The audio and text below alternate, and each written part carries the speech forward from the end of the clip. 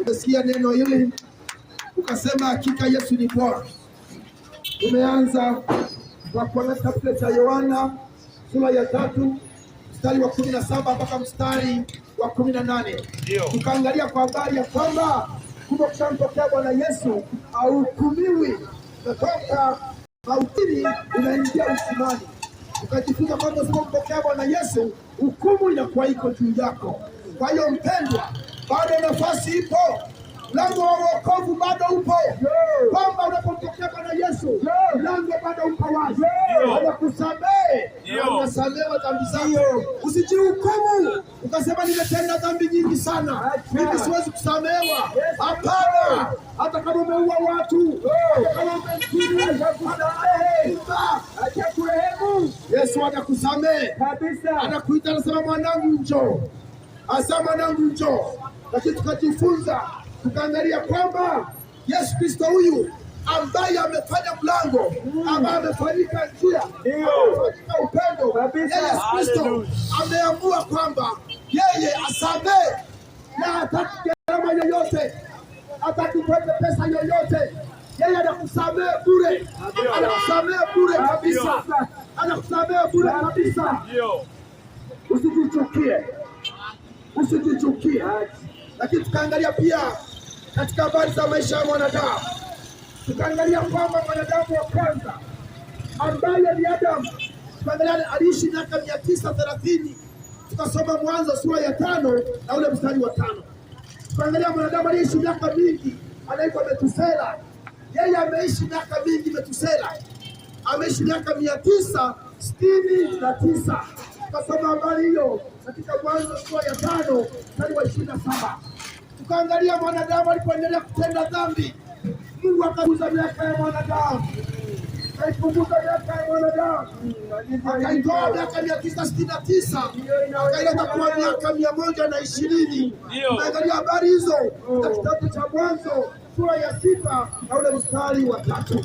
Bwana Yesu asifiwe. Amina. Kama tuna nguvu ni miaka 70 mpaka 80. Tumeangalia katika Zaburi sura ya 90 na mstari wa 10. Bwana Yesu asifiwe. Amina. Unaweza ukaona mpango wa Mungu ni kwamba wanadamu wote wafikia ukombozi, wafikia neema ya kukombolewa, wasifie dhambini. Wanadamu nisikilize, tukiwa na nguvu ni miaka 70 mpaka 80, lakini miaka iliyoweka ukomo ni miaka 120. Hapa hujafa kwa ugonjwa au hujafa kwa ajali. Kwa maisha yako muda wote ule yanaisha. Sasa yanaishaje?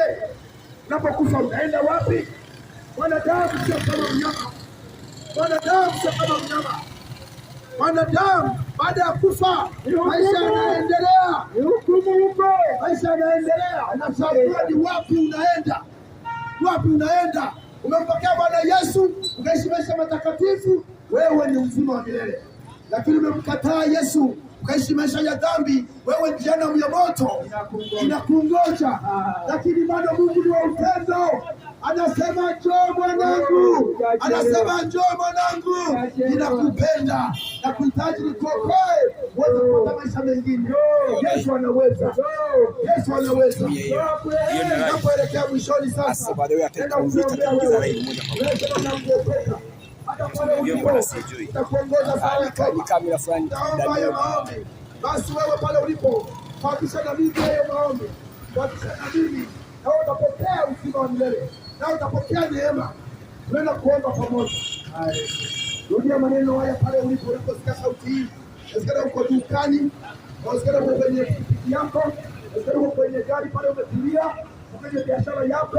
Rudia na mimi maneno haya na utakuwa umempokea Bwana Yesu. Sema, Bwana Yesu, ninakuja mbele zako. Mimi ni mwenye dhambi. Nimetenda dhambi nyingi. Nitakuonyesha baadaye uje uchukue. Nisizozikumbuka na nisizozikumbuka. Au ndio maana anipa simu yake. Bwana Yesu, simu yake. Naomba unisamehe. Ina maana ndio anipa simu yake. Ila sasa yako kinasikia. Naomba ufute jina langu kwenye kitabu cha hukumu. Uandike jina langu kitabu cha uzima wa milele. Majina ya watakatifu yatakaposomwa na la kwangu liwemo. Asante Bwana Yesu kwa kuniokoa. Namkataa shetani na kazi zake zote. Kuanzia sasa mimi nimeokoka kwa jina la Yesu. Asikilia na kuombea. Roho Mtakatifu anafika mahali ulipo hapo. Roho Mtakatifu azuiliwi.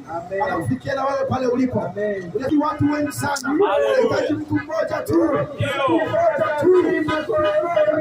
Basi kuombea wewe na mimi hiyo sawa.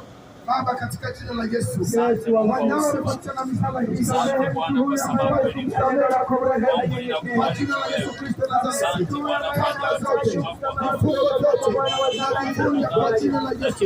Kila mfano unaovunja kwa jina la Yesu,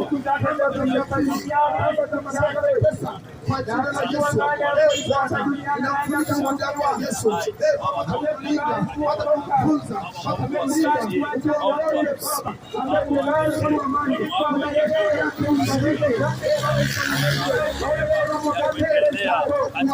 Usimwache Mungu, tende kwa wema, inako pekee iwe juu yake.